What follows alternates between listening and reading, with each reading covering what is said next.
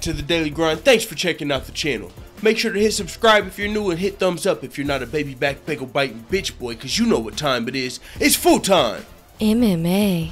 California has granted Jon Jones a continuance in his latest drug test case. This means Jon Jones' steroid hearing, which was originally scheduled for December 12th, will now be scheduled for sometime in February.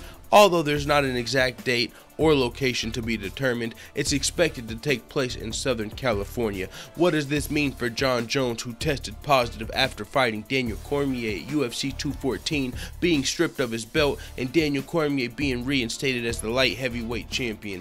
Well, this means that Jon Jones has 2 more months to pray to the MMA gods that they find the fucking the steroid-laced cocaine that he was sold in, even though that's probably just impossible. Alright, enough of the jokes. This probably doesn't mean anything for Jon Jones, I'm guessing, because I mean, whenever we heard Jon Jones' like excuse, like I don't even know if this wasn't an official excuse, but we've heard the rumors from the Joe Rogan podcast, who is an insider. He said that supposedly Jon Jones' steroid test came from like some laced cocaine, some crazy Chinese cocaine that was laced with steroids or something.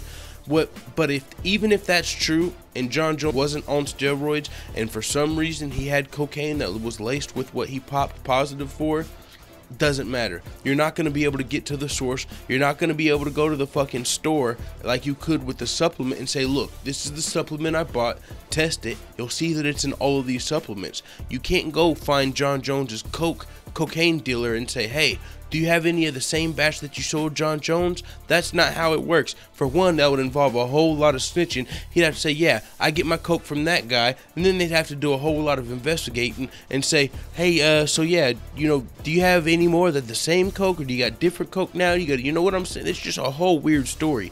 So even if steroids ended up in Jon Jones's cocaine, that doesn't help him at all, because he'll never be able to prove it.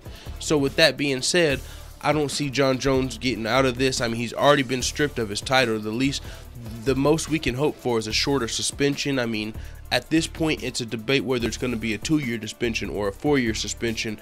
Either way, whenever Jon Jones comes back, if Jon Jones comes back, that's all. I mean, that's all we can hope for. Is he's got his mind on clear, and I mean, what the fuck am I even saying here? I mean, it's Jon Jones, dog. When he comes back, he's gonna come back, and he's either gonna win his title or he's gonna fucking pop dirty. I don't fucking know. It is what it is. Let the full-time family know what the fuck you tell me in the comments. I'm out.